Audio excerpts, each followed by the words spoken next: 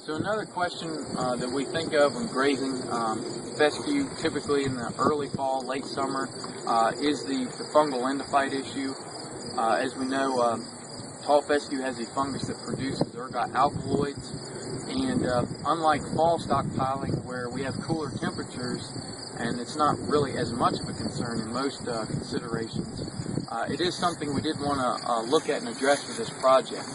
As you can see with our fall group of calving cows, it's about 10 o'clock in the morning, and they've already quit grazing. So one thing we wanted to look at was the actual condition, not only of the nutrient concentration of the stockpile, but we also wanted to look at the ergot concentration, the actual toxin concentration in the fescue.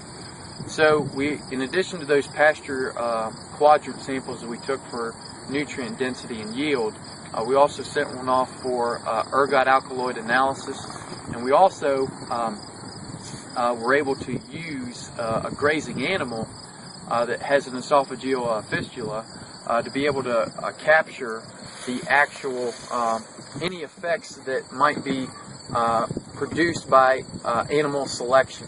And so this is our steer Patches. We borrowed him from campus in Blacksburg, and as you can see, he has a esophageal fistula, and then we insert a cannula into that esophageal area, and basically we collect forage bags which fill up as the steer grazes.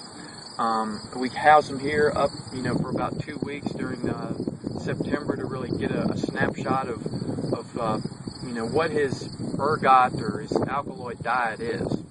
And from what we found of the samples that we have, the steer is selective when it comes to nutrient composition.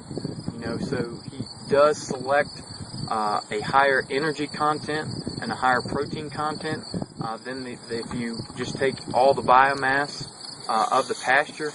But as far as the ergots are concerned, we have not found a difference in a lower number selected by the steer versus what we've seen in the pasture itself. Averaged over the 2-year study, the steers selected only slightly better in crude protein and marginally better in TDN, but actually selected a higher concentration of ergot alkaloids when compared to a clipped pasture sample. Not surprisingly, the 50 pounds of nitrogen treatment applied in the spring did increase the TDN and crude protein of the forage, but also increased the alkaloid concentration. It should be noted, however, that the spring applied nitrogen treatment did not increase the yield or significantly increase the nutrient density of the forage, and therefore is not a recommended practice for summer stockpiling. One technical note with our steer is that he was dry lighted for 12 hours prior to being allowed to graze and provide samples. Overall, we conclude that fescue toxicity is not a grave concern for summer stockpiling systems and may be less pronounced if commercial nitrogen sources and fertilizers are not used. This concludes our video series. Please feel free to contact Matt Boer or myself at the contact info listed on the screen for any questions. Thanks so much for watching.